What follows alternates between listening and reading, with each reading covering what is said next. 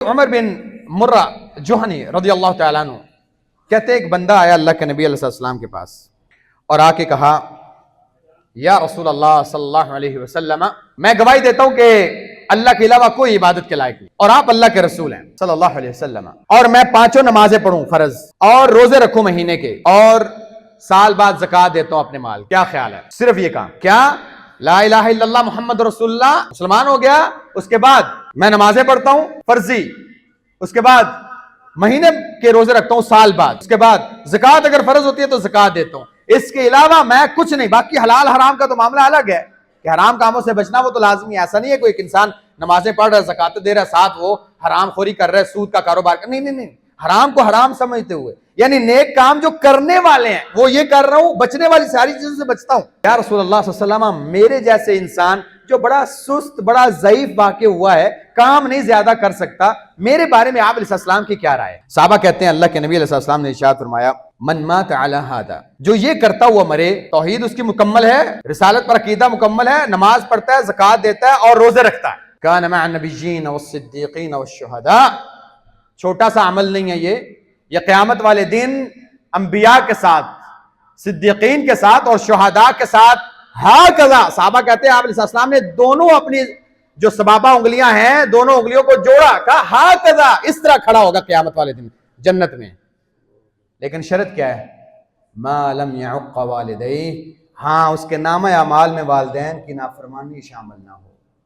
دیکھا اعمال اتنے بڑے ہیں کہ اسلام لانے کے بعد نمازیں پڑھتا ہے، روزے رکھتا ہے اور زکوٰۃ دیتا ہے، بس یہ اعمال اس کو اٹھا کے انبیاء کے ساتھ کھڑا کر دیں گے، صدیقین کے ساتھ، شہداء کے ساتھ، جو ان کا مقام وہ اس کا مقام۔ لیکن ایک انسان یہ کام کرتے ہوئے والدین کا نافرمان بھی ہے، اللہ اسے اس لسٹ سے نکال کے جہنمیوں کی لسٹ میں داخل کر دیں گے اور باہر نکال دیں گے، یہ چھوٹا عمل نہیں ہے۔ ہماری آج کی گفتگو جہاں ہمارے تسلسل کی اگلی کڑی ہے، وہیں پہ ہمارے گزشتہ عنوان کا بقیہ حصہ بھی۔ تسلسل یہ کہ اللہ رب العزت نے قرآن میں عام مسلمان کے لیے جو اس پر جاننے اور یاد کرنے فرض ہیں، لازمی ہیں، وہ احکامات کون کون سے، تاکہ ایک انسان کو جانے اور دنیا اور آخرت میں کامیاب ہو پائے۔ انہی احکام میں سورہ انعام کی 151 نمبر آیت اللہ فرماتے ہیں کہ اے نبی صلی اللہ علیہ وسلم ان سے کہیں کہ آؤ میں تمہیں بتاؤں اللہ نے کیا حرام کیا ہے، وہ جو حرام کردہ چیزیں ہیں وہ کون کون سی ہیں۔ تو یہ جو حرام کردہ چیزوں کی لسٹ بیان کی گئی ہے، اس میں پہلی الاشراک باللہ، اللہ نے حرام کیا ہے کہ تم اللہ کے ساتھ شرک، اس کے اوپر سیر حاصل گفتگو کی گئی مختلف مقامات پر، آئندہ بھی جہاں پہ ایک نئے انداز کے ساتھ اللہ رب بات کی طرف اشارہ کر، اللہ کی توفیق کے ساتھ اس کے اوپر مزید بات کر۔ لیکن اس سے متصل اللہ کے نبی صلی اللہ علیہ وسلم کو پابند کیا گیا کہ آپ اعلان کریں کہ ان کو پتہ چلے کہ کون سی چیز دوسری ہے جو شرک جتنی ہی حرام ہے، جتنا شرک حرام ہے اتنی ہی وہ بھی حرام، جس طرح شرک سے بچنا ہے اسی طرح اس سے بچنا، وہ ہے والدین کے ساتھ برا سلوک، بد سلوکی سے بچنا ہے اور والدین کے ساتھ حسن سلوک کرنا۔ ہم پچھلی نشست میں والدین کی عظمت کے بارے میں، ان کی اہمیت اور ان کے مقام کے بارے میں گفتگو کر چکے۔ کچھ ایک پوائنٹس ایسے ہیں جو ماں باپ ہونے کے اعتبار سے یا مسلمان ہونے کے اعتبار سے عمومی طور پر اور اولاد ہونے کے اعتبار سے خصوصی طور پر ہمیں یاد رکھنے چاہیے کہ وہ چیزیں جو ہمارے معاشرے میں بالکل ناپید ہوتی چلی جا رہی، ہر تربیت کرنے والا، ہر موٹیویشنل اسپیکر، ہر مدرس، ہر استاد، ہر مربی، وہ شاعر کہتا ہے کہ مرض بڑھتا گیا جوں جوں دوا کی۔ ہمارے ہاں علم سکھایا جا رہا ہے، ہر ایک استاد، مربی، شیخ، موٹیویشنل اسپیکر، مبلغ، دائی اپنی طرح یا اپنی طرف سے پوری کوشش کر رہے ہیں اصلاح کی،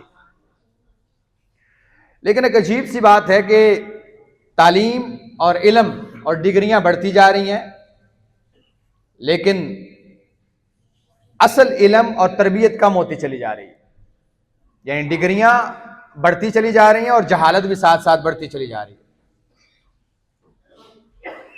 تو وجہ یہ ہے کہ ہم اصل علم کی طرف نہیں آئے، اصل تربیت کی طرف آئے ہی نہیں۔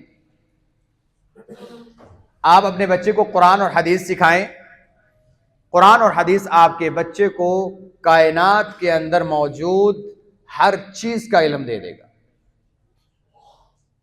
باقی فن ہیں وہ اس اعتبار سے سکھائے جا سکتے ہیں۔ ایک بہت بڑا المیہ ہے کہ والدین بچے کے اوپر بھرپور کوشش کر رہے ہیں، لیکن وہ کوشش بجائے بچہ اس کو احسان سمجھنے کے اور والدین کا فرما بردار اور احسان مند ہونے کے وہ بچہ والدین سے دور ہوتا چلا جا رہا ہے. اور نتیجتاً یہ ہوتا ہے کہ ایک بچہ جب گریجویشن کر کے فارغ ہوتا ہے تو اگر تو آپ نے دین کی تعلیم دی ہے تو متخرج ہونے کے بعد وہ بچہ خود ڈرے گا کہ میں والدین کے ساتھ بات کیسے کرنی. لیکن ہمارے معاشرے کے اندر جو تعلیمی ادارے ہیں گریجویشن کے بعد والدین ڈر رہے ہوتے ہیں کہ میں نے بچے سے بات کیسے کرنی. یہ فرق ہے دنیاوی تعلیم کا اور دینی تعلیم کا، کیونکہ اصل تربیت، اصل روح وہ دین کی تعلیم. اور اسی کے کچھ اشارات ہیں جو میں نے پہلے کہا کہ بحیثیت مسلمان عمومی طور پر اور بحیثیت اولاد خصوصی طور پر ان چیزوں کو یاد کر لیں کہ ایک انسان جب والدین کے ساتھ حسن سلوک نہیں کرے گا کون کون سی چیزیں ہیں جن کا اسے سامنا کرنا پڑے گا. چند ایک میں بیان کرتا ہوں. کتاب و سنت بھری پڑی ہے ایسی عقوبات سے اور قصے اور مشاہدات اور حقیقی واقعات سے دنیا بھری پڑی ہے کہ جن لوگوں نے بھی والدین کا خیال نہیں کیا، تاریخ نے، وقت نے اور اللہ رب العزت کے طریقے اور اس کی سنت نے کبھی اس شخص کو معاف نہیں کیا. چند ایک چیزوں کی طرف اللہ کے نبی علیہ السلام نے خود بھی اشارہ فرمایا.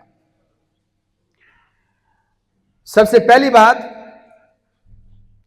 اللہ کے نبی صلی اللہ علیہ وسلم فرماتے ہیں الا انبئکم باکبر الکبائر. دیکھیں، ایک ہوتا ہے کبیرہ گناہ اور ایک ہوتا ہے صغیرہ گناہ. ان کی تعریف یاد کر لیں. ہر وہ گناہ شریعت کے اندر جس کی کوئی حد مقرر کی گئی ہے، یعنی یہ کرو گے، چوری کرنے والے کی حد ہے کہ اس کا ہاتھ کاٹ دیا جائے، حد مقرر ہے، یا عذاب کا وعدہ کیا گیا ہو قیامت والے دن، یا جہنم کا وعدہ کیا گیا ہو، یا کوئی لعنت کی گئی ہو ایسے انسان پر، شریعت ایسے گناہوں کو کبیرہ گناہ کہتی. اور ہر وہ گناہ یا ہر وہ غلطی جسے شریعت نے ناپسند کیا ہے، بچنے کا کہا ہے، لیکن اس پر کوئی حد مقرر نہیں کی، کوئی لعنت کی وعید نہیں ہے، بس ویسے اس سے کہا کہ اجتناب کرو اس سے، یہ بری چیز ہے. شریعت نے اسے کنسیڈ کیا کہ یہ اچھی چیز نہیں ہے. تو یہ چھوٹے گناہوں میں آتے ہیں یا غلطیوں میں آتے ہیں. یہ چھوٹے گناہ آپ کے کئی طریقوں سے اللہ تعالیٰ اپنی رحمت سے معاف کر دیتے ہیں. وضو کرتے ہیں آپ، وہاں سے نکلتے ہیں تو آپ کے گناہ جھڑ جاتے ہیں. جو آپ مطلب مارکیٹ میں ہیں، گھر میں ہیں، چھوٹے چھوٹے گناہ ہوئے، آ کے وضو کیا اللہ کے لیے، جھڑ گئے، معاف.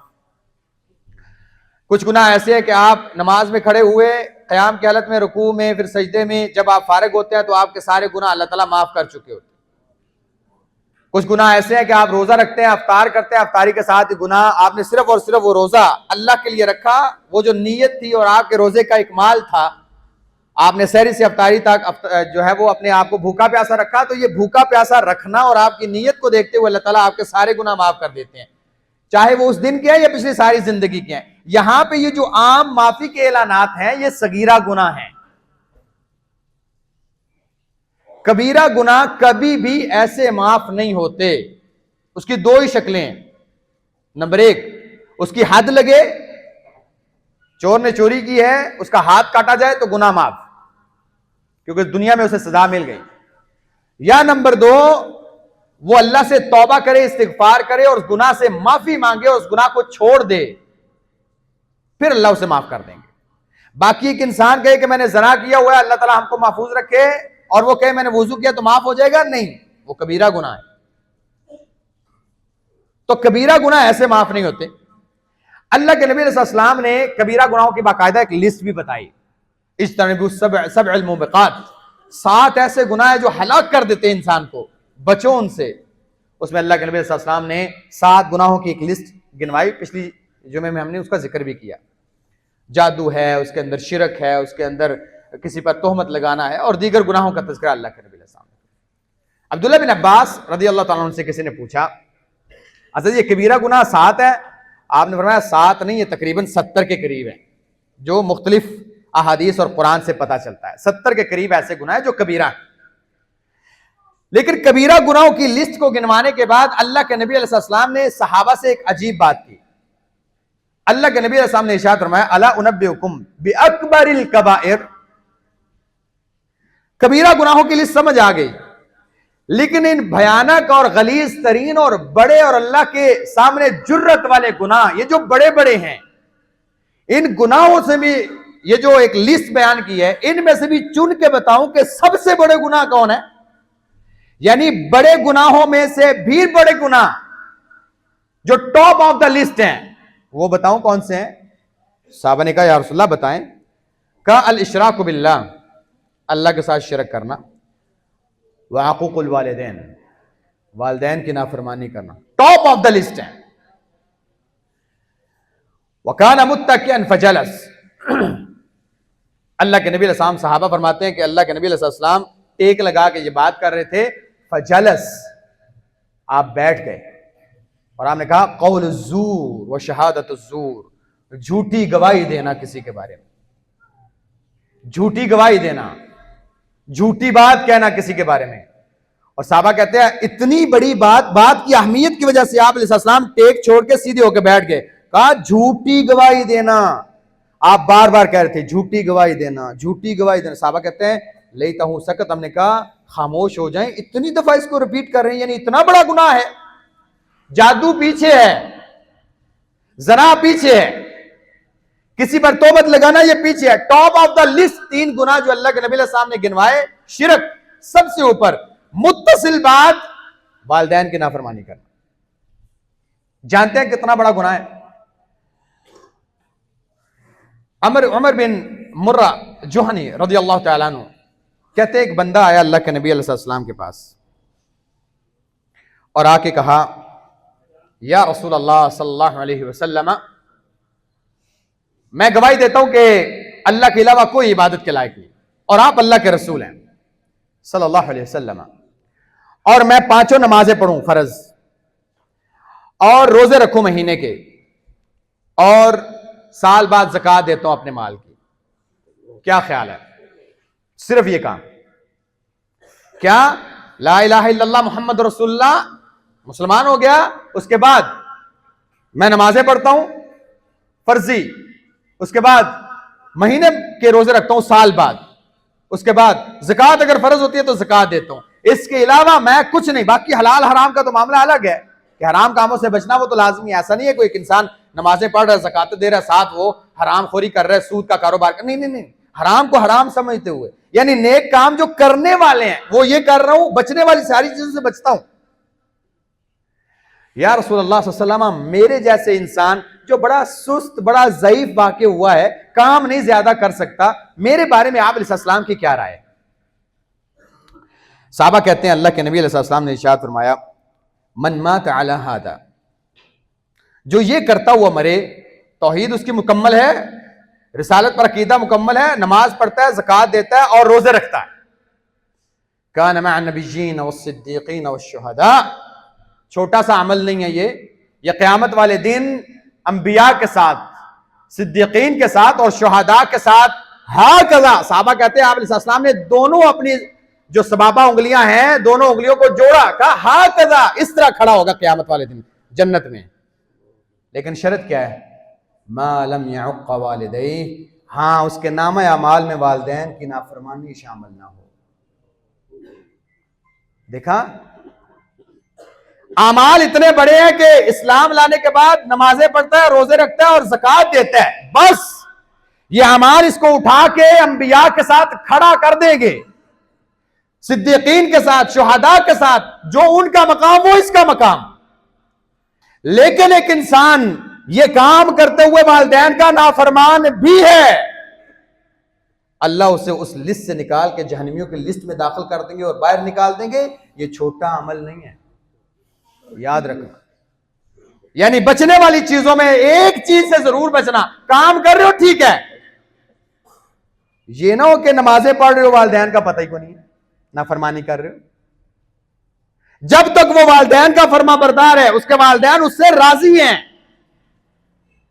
تو سمجھ لو یہ جو عمل کر رہے یہ چھوٹے معاملات نہیں ہیں، یہ اسے اٹھا کے اللہ کے انبیاء کے ساتھ، صدیقین کے ساتھ اور شہداء کے ساتھ کھڑا کر دیں گے. لیکن ایک انسان اگر یہ سارے کام کرتا ہے، اس سے بھی بڑے کام بھی کرے، والدین کا نافرمان ہے، ایسے انسان کو اللہ تعالیٰ اس لسٹ میں داخل نہیں کریں گے.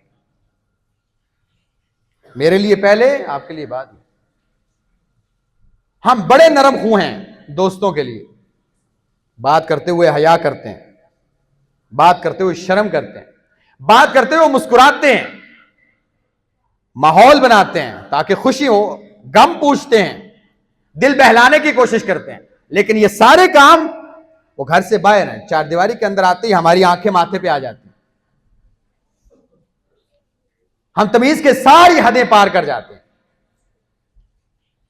ہمیں اس چیز کا احساس نہیں ہوتا کہ ہم جانے انجانے میں کیا کچھ کر رہے ہیں. اور اس وقت خاص طور پہ اللہ کے نبی علیہ السلام نے ارشاد فرمایا، ایک انسان صبح اپنے والدین، صرف اور صرف والدین کے پاس اس لیے جاتا ہے یا ان کی خدمت میں اس لیے لگا رہتا ہے کہ اللہ نے اسے کہا ہے اور اس سے اجر کا متلاشی ہے. اللہ کے نبی علیہ السلام نے ارشاد فرمایا، یہ جب بھی صبح ان کا ارادہ کرتا ہے، ان کے پاس جاتا ہے، اللہ 2 دروازے جنت کے کھول دیتے ہیں. اگر ان میں سے ایک زندہ ہے تو ایک دروازہ کھول دیتے ہیں کہ میرا بندہ اپنے والدین کی خدمت میں لگا ہوا ہے، جنت کا یہ دروازہ کھول دو، اس کے لیے جنت میں جانا آسان ہو، یہ عمل کر کے یہ جنت کا داخلہ لے. ہمیں کئی دن گزر جاتے ہیں، نہ بیٹھتے ہیں، نہ گپ لگاتے ہیں، نہ کبھی حال پوچھتے ہیں. اور یہ بات یاد رکھیں، پیسہ بہت کچھ ہے، سب کچھ نہیں ہے. آپ کے والدین کو پیسہ نہیں چاہیے. ہمارے ہاں بعض معاشرے کے اندر لوگ پیسے پہ تولتے ہیں، والدین کی ضروریات کو، ان کی خوشی کو پیسے میں تولتے ہیں. پیسہ نہیں چاہیے ہوتا، یہ آپ بہترین طریقے سے جانتے ہیں. پیسہ مادی اشیاء دے سکتا ہے، نفسیاتی چیزیں نہیں دے سکتا. آپ کو خوشی نہیں دے سکتا، آپ کو نیند نہیں دے سکتا، آپ کو راحت، اطمینان، سکون، چین نہیں دے سکتا. وہ بعض دفعہ آپ کی ملاقات میں ہے، آپ کی ایک جپھی میں ہے، بعض دفعہ آپ کے ایک بوسے سے ہے جو اس کے ماتھے پہ آپ دیں گے، بعض دفعہ وہ ایک لمس سے ہے، بعض دفعہ وہ آپ کی چند باتیں جو آپ ان کے ساتھ بیٹھ کے کریں گے. لیکن وہ نہیں، آپ پیسوں میں تولنا شروع کر دیتے. تو یہ چھوٹا سا گناہ نہیں ہے. اگر آپ صدیقین اور شہداء اور صالحین کی لسٹ میں داخل ہو سکتے ہیں تو اللہ نے شرط لگائی ہے کہ آپ کے نامہ اعمال میں والدین کی نافرمانی نہیں ہونی چاہیے. اگر نافرمانی ہے تو پھر وہ اس لسٹ میں داخل نہیں ہو سکتا. دوسری بات، عبداللہ بن عباس رضی اللہ تعالیٰ عنہما فرماتے ہیں، اللہ تعالیٰ نے 3 آیات ایسی نازل کی ہیں، ایک کے ساتھ دوسری متصل ہے. ایک کام نہیں ہوگا تو اللہ دوسرا بھی قبول نہیں فرمائیں گے. نمبر 1 فرماتے ہیں کہ اللہ فرماتے ہیں اطیعوا اللہ واطیعوا الرسول، اللہ کی اطاعت کرو، اللہ کے رسول کی اطاعت کرو. آپ اللہ کی اطاعت کریں گے، رسول کی اطاعت کریں گے تو اللہ اپنی اطاعت بھی قبول نہیں کرے گا. آپ اللہ کے رسول کی اطاعت کریں گے، اللہ کی اطاعت نہیں کرتے تو اللہ اس کو بھی قبول نہیں کرے گا. دونوں کرنے. نمبر 2 واقیموا الصلاۃ وآتوا الزکاۃ وارکعوا مع الراکعین، نماز قائم کرو، زکوٰۃ ادا کرو. عبداللہ بن عباس کہتے ہیں نماز پڑھتا ہے، زکوٰۃ ادا نہیں کرتا تو چاہے وہ جماعت کے ساتھ پڑھتا رہے، اللہ قبول نہیں کریں گے. دونوں کو اللہ نے ساتھ ساتھ ذکر کیا. اور تیسری عبداللہ بن عباس فرماتے ہیں انشکر لی ولوالدیک، میرا شکر ادا کر اور شکر گزار رہے اپنے والدین کا. میرا شکر گزار رہے گا، والدین کا شکر ادا نہیں کرے گا، میں بھی تجھے دفع کرتا ہوں کہ مجھے تیرے شکریہ کی کوئی ضرورت نہیں جب تک تو اپنے والدین کا شکر گزار نہیں. میرا شکریہ کرنا چاہتا ہے، ہاں میری بات مان کے اپنے والدین کا بھی شکر ادا کر. میری اللہ کے نبی علیہ السلام فرمایا رضی اللہ فی رضا الوالدین وسخط اللہ فی سخط الوالدین. دیکھنا چاہتے ہو کہ اللہ تم سے راضی ہے، دیکھو کہ تمہارے والدین تم پر راضی ہیں. اگر وہ راضی ہیں تو اللہ تم سے راضی، اگر وہ تم سے ناراض ہیں تو یاد رکھو اللہ کی رضامندی وہ والدین کی رضامندی کے اندر ہے. یاد رکھیں. اور یہ حقیقت پر مبنی باتیں ہیں، اسے آپ واعظ اور کوئی تقریر نہیں. شریعت کا مزاج اپنا ہے بھائی، یہ بات یاد رکھیں، شریعت کا اپنا مزاج ہے. ہمیں شریعت کے مطابق اپنے آپ کو ڈھالنا پڑے گا. حالات معاملات کیسے ہیں وہ بات کی بات. کئی لوگ سوچ رہے ہوں گے اچھا اب یہ شریعت تو ایسے کہتی ہے فلاں، میرے اندر بھی ڈھیر ساری خامیاں ہیں، کمیاں ہیں، کوتاہیاں ہیں، کمزوریاں ہیں. معاشرے کے اندر موجود اس وقت یہی حال ہے. ہم وہ حق ادا نہیں کر سکتے والدین کا جو شریعت نے بیان کیا ہے. کوشش تو کریں, ڈرنا تو چاہیے, کچھ تو برداشت کرنا ہی چاہیے. خیر بہرحال شریعت کا اپنا مزاج ہے, جو شریعت کی تعلیمات ہے میں پابند ہوں کہ آپ کو بتاؤں. اس کے بعد اگلی بات یاد رکھیں, بعض دفعہ اللہ تعالیٰ کسی بھی معاملے کو مؤخر کر دیتے ہیں اپنی مرضی سے. اللہ کے نبی علیہ السلام فرماتے ہیں کل الذنوب یؤخر اللہ ما شاء منها, ہر گناہ جو ایک انسان کرتا ہے اللہ اسے مؤخر کرتے رہتے ہیں. نہیں اس کا بدلہ نہیں دینا چاہیے, بھول میں کر لیا اس نے, فلاں کر لیا, اچھا اس کا ابھی بدلہ نہیں دینا چاہیے, اس کو سزا نہیں دینی چاہیے. حتیٰ کہ بعض گناہوں کو قیامت تک مؤخر کیا جاتا ہے. ہو سکتا ہے توبہ کر لے, اس کو چھوڑ دو, اس کو معاف کر دو, جانے دو. بعض گناہ قیامت تک کے لیے مؤخر کر دیے جاتے ہیں کہ اس کا دنیا میں اس کا کوئی بدلہ نہیں دیا جائے گا, قیامت والے دن بدلہ دیا جائے گا. دو گناہ ایسے ہیں کہ جو بھی انسان وہ کرتا ہے اللہ دنیا میں بھی اس کو بدلہ دیتا ہے, قیامت والے دن بھی اس کا وہ بدلہ مؤخر کیا جاتا ہے. ذخیرہ کا اس کو نوٹ کر لو, دنیا میں بھی اسے سبق سکھانا ہے, اس کا بدلہ دینا ہے, آخرت میں بھی اس کو پوچھا جائے گا یہ گناہ کیوں کیا ہے. اور اللہ کے نبی نے فرمایا کوئی گناہ ایسا نہیں جس کا سب سے جلدی اللہ پکڑ کرتا ہو حقوق الوالدین سے زیادہ. یعنی والدین کی نافرمانی ایک ایسا گناہ ہے کہ سب گناہوں سے زیادہ جلدی پکڑ اللہ اسی گناہ پہ کرتا ہے, دنیا میں بھی آخرت میں. مرنے سے پہلے اللہ تعالیٰ ضرور پکڑ کرتے ہیں. تو نے یہ کام کیا تھا, آج یہ جو تیری حالت ہے, یہ جو سزا ہے, یہ جو معاملہ ہے, یہ اس وجہ سے کہ مرنے سے پہلے پہلے تجھے سکھائی جائے تو نے اتنے سال پہلے اپنے ماں باپ کے ساتھ یہ کیا, بدسلوکی کی, اور یہ جو تیری حالت ہے وہ اس وجہ سے. ہو سکتا ہے وقت لگے, بعض دفعہ اس کو مؤخر کیا جاتا ہے, لیکن مرنے سے پہلے آپ دیکھتے ہیں کتنے ایسے نوجوان ہیں, کتنے ایسے بچے ہیں, ان کے اس گناہ کو مؤخر کیا جاتا ہے تاحال کے وہ خود والدین بنتے ہیں, اور اس چکی سے گزارا جاتا ہے ان کو جس چکی سے اس نے اپنے والدین کو گزارا تھا. گزارتے ہیں. اس نے کمرہ الگ کیا تھا نا, انہوں نے گھر سے ہی نکال دیا, چل. یہ کھانسنے پہ باتیں کرتا تھا نا, انہوں نے گلا دبا کے مار دیا, چل. یہ گالیاں دیتا تھا نا, اس نے کھانا دینے سے انکار کر دیا, جا.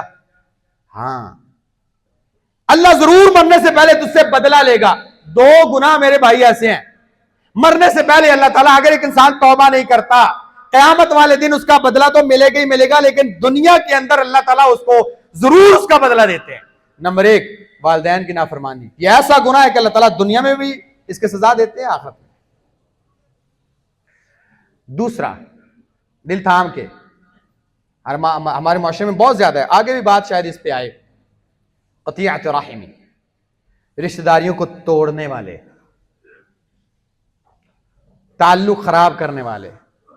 ہر بندے نے منہ بنایا ہوا ہے, ہر بندہ بیٹھا ہوا, ایگو, انا, باتیں, وہ جو باتیں فلاں نے کی تھی, اللہ فرماتے ہیں, اللہ کے نبی فرماتے ہیں ایسا گناہ ہے دنیا میں یہ انسان مرنے سے پہلے بھگت کے جائے گا. اس کی سزا دنیا میں بھی بھگتے گا, آخرت میں قیامت والے دن بھی بھگتے گا. یہ ایسا گناہ ہے. ہم بے پرواہ ہیں, ہر بندے کی اپنی مہار ہے. اور ایک اور چیز, میرا ان کے ساتھ تعلق خراب ہے نا, اور ان کے ساتھ ٹھیک ہے, تو میں ان کو مجبور کروں گا, حضرت میرا خراب ہے نا, آپ کیوں بولتے ہیں. اللہ اکبر. اللہ کے بندے اپنا بوجھ اٹھا, کسی کا کیوں اٹھاتا ہے. خود جو اپنی ناراضگیاں کیے پڑے ہیں, زندگی کا پتہ کوئی نہیں, مرنے کے بعد سارے چارپائیوں پہ لپٹ لپٹ کے روتے ہو, سارے آ کے باتیں بھی یاد کرتے ہیں, وہ اچھائیاں بھی یاد کرتی ہیں اور برائیاں بھول جاتی ہیں. دنیا میں اور زندگی میں یہ کام کیوں نہیں کرتے, اور پھر کسی کے منہ پہ ناراض ہیں, فلاں بندہ میرے ساتھ نہیں بولتا لہذا تم بھی نہ بولو, یا فلاں بندہ تمہارے ساتھ نہیں بولتا میں بھی نہیں بولتا, فلاں کے گھر نہیں جاتا میں بھی نہیں جاتا. اور بھائی یہ ان کے معاملات ہیں, آپ تو صرف ہو سکتا ہے آپ کے آنے جانے کی برکت سے اللہ تعالیٰ ان کی صلح کروا دے, نہیں, کیونکہ میرا ادھر جانا ہے, میں ادھر جاؤں گا تو فلاں باتیں کرے گا, میں بھی نہیں جاتا. پوچھے گا اللہ تجھ سے, مرنے سے پہلے پوچھے گا تجھ سے. اور یہ گناہ ہمارے معاشرے میں گناہ سمجھے ہی نہیں جاتا. انا ناک پہ رکھی ہوئی ہے, مرنے کا انتظار کرتے ہیں, مرے پھر جائیں گے منہ دکھا کے آئیں گے, چنگا سی ایڈا چنگا سی تو چلے جانا سی. اور پھر آپ نے کون سا دین چڑھانا ہے؟ اللہ کا حکم ہے, آپ اس کا پاس کریں. رشتہ داریاں, تعلق, بھائی بھائی سے نہیں بولتا, بہن سے نہیں بولتا, چاچیاں تائیاں پھپھے, یہ جو قریبی رشتہ دار ہیں, جو الارحام ہیں, خونی رشتے ہیں, دیکھ لیں آپ کے واٹس ایپ کے گروپ کے اندر 500 تعداد ہے, فیس بک پہ 5000 تعداد ہے, اور اپنے رشتہ داروں کے اندر سے 5 بندے ایسے نہیں ہیں جن کے ساتھ آپ بیٹھ کے کھانا کھا سکتے ہیں. شادی ہے تو پہلی لسٹ بنے گی محلے والوں کی, دوستوں کی, یاروں کی. ان 500 بندوں کے اندر 5 بندے ایسے نہیں ہوں گے جو آپ کے رشتہ دار ہوں خون. ہر ایک کے ساتھ کوئی نہ کوئی ٹسل ہے. یا وہ آپ بلائیں گے, نہیں بلائیں گے تو وہ آئیں گے نہیں, اور آپ کہیں گے نہیں بلایا, ٹھیک ہے ایسے بھی نہیں جاؤں گے, بس ٹھیک ہے, صحیح ہے, یہی کام کرتے رہو. لیکن اللہ کے نبی علیہ السلام نے فرمایا یہ ایسا گناہ ہے, مرنے سے پہلے تو دنیا میں بھگت کے جائے گا, اور قیامت والے دن بھی تجھے پوچھا جائے گا اس کے بارے میں. یہ 2 گناہ ایسے ہیں, والدین کی نافرمانی, رشتہ داروں کے ساتھ تعلق خراب, کیونکہ انا اور ایگو ہے. اس کے بعد اللہ کے نبی علیہ السلام نے فرمایا اللہ تعالیٰ ایسے انسان کی طرف قیامت والے دن دیکھیں گے ہی نہیں جو والدین کا نافرمان. تیسرا, اللہ کے نبی علیہ السلام نے ارشاد فرمایا والدین کی بد دعا جیسے دعا قبول ہوتی ہے نا, ایسے والدین کے اپنے بچوں کے بارے میں بد دعائیں بھی قبول ہوتی ہیں. اتنا تنگ اور اتنا ذلیل نہ کرو کہ اس کے دل سے ہا ہی نکل جائے, اور پھر وہ ہا لگ جاتی ہے.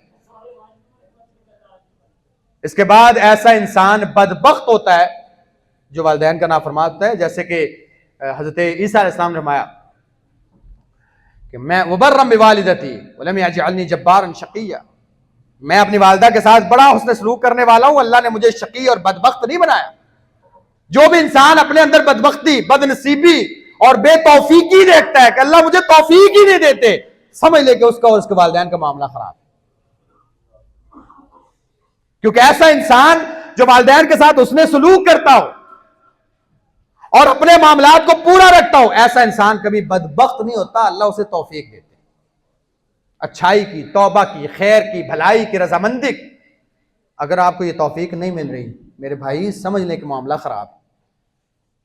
تو یہ سننے کی باتیں نہیں ہیں, غور اور فکر کرنے کی اور سوچنے کی باتیں ہیں کہ ہم کہاں کھڑے ہیں. اللہ تعالی ہم سب کو سمجھ عطا فرمائے. اقول قولی ھذا واستغفر لي ولكم ولسائر المسلمين من كل ذنب فاستغفروه انه غفور رحيم.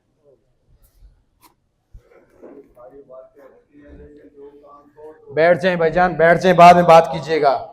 ان الحمد للہ نحمده ونستعینه ونستغفره, اما بعد فاعوذ باللہ من الشیطان الرجیم, بسم اللہ الرحمن الرحیم. ذکر وان الذکریٰ تنفع المؤمنین, سبحان ربک رب العزة عما یصفون وسلام علی المرسلین والحمد للہ رب العالمین. یہ خطبے کے آداب کے بالکل خلاف ہے حضرت. آپ کی باتیں بڑی اچھی ہیں, ہاں جی, لیکن یہ خطبے کے آداب کے خلاف ہے بالکل بات, کہ آپ اپنی بات خطبے کے دوران شروع کر دیں.